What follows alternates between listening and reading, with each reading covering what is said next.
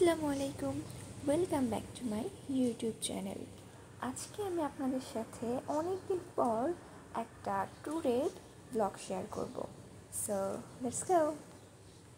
তো আমি আমার মেসিকে নিয়ে নিয়েছি আমার সাথে, আর আমরা এখানে যাচ্ছি 3টা কাপল।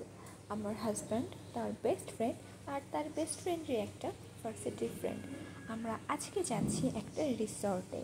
রিসর্টটা কোথায় সেটা আপনারা একটু পরেই জানতে পারবেন, তো ভিডিওটা দেখতে থাকুন।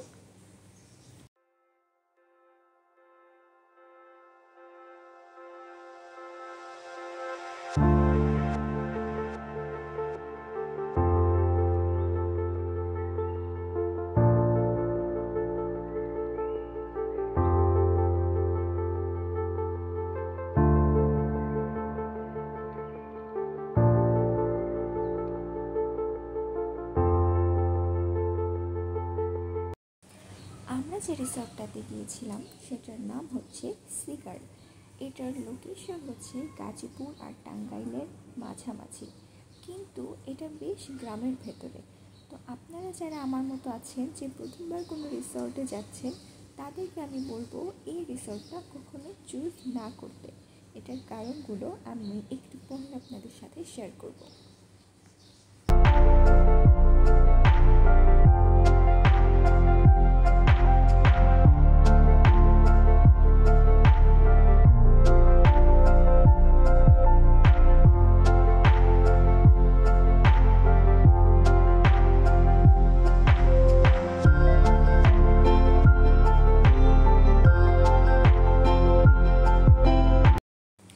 ঢাকা থেকে রওনা দিলে আপনারা জ্যাম না থাকলে 1-1.5 ঘন্টার মধ্যে এই রিসোর্টটাতে পৌঁছে যাবেন। আমরা যেহেতু গিয়েছিলাম ঈদের ঠিক 2 দিন পর, তো কোনো রাস্তায় জ্যাম না থাকার কারণে আমরা খুব দ্রুতই রিসোর্টটিতে পৌঁছে গেছিলাম। আপনারা দেখতেই পাচ্ছেন এন্ট্রান্সটা কতটা সুন্দর।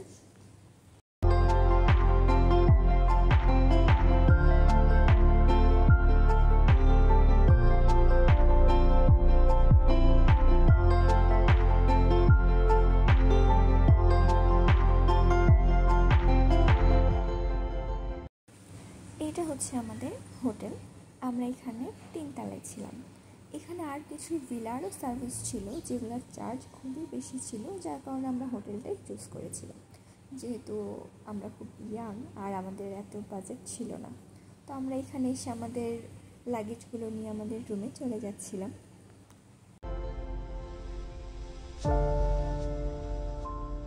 এটা ছিল আমাদের রুম, অ্যান্ড রুমটা সিম্পলের ভেতরে খুবই সুন্দর ছিল।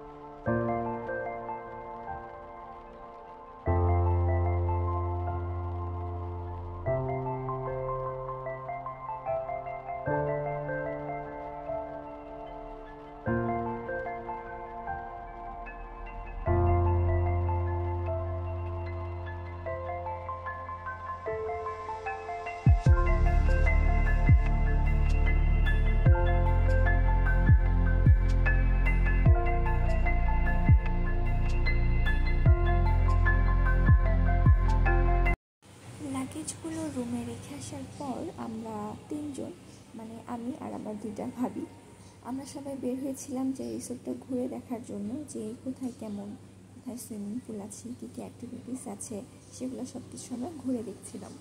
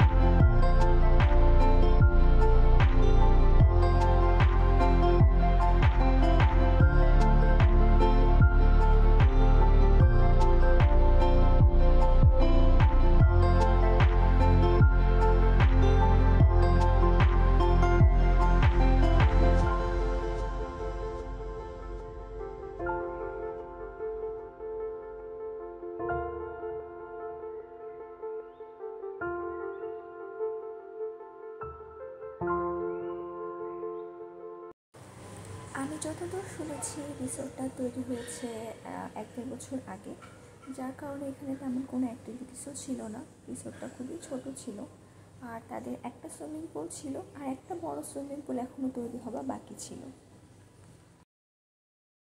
এরপর আমরা রুমে চলে আসি।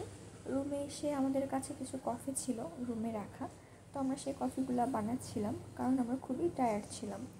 তো আমরা এখানে কফি খেয়ে কিছুক্ষণ রেস্ট নিয়ে এরপরে বাইরে চলে গেছিলাম।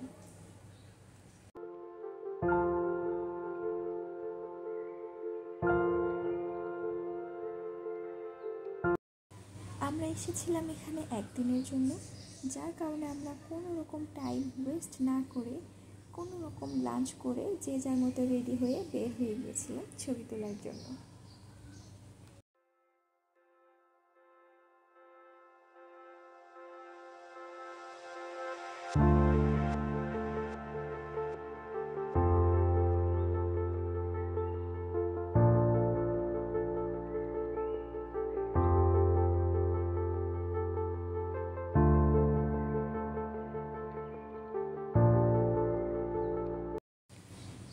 এটা হচ্ছে রেস্টুরেন্ট, যেটা রিসোর্টের ভেতরেই আছে। আর এখানে আমরা লাঞ্চ আর ব্রেকফাস্ট করেছিলাম, ডিনারটা আমরা বাইরে করেছিলাম। এখানের খাবার খুবই এক্সপেন্সিভ, যেটা আমাদের জন্য অ্যাফোর্ডেবল ছিল না।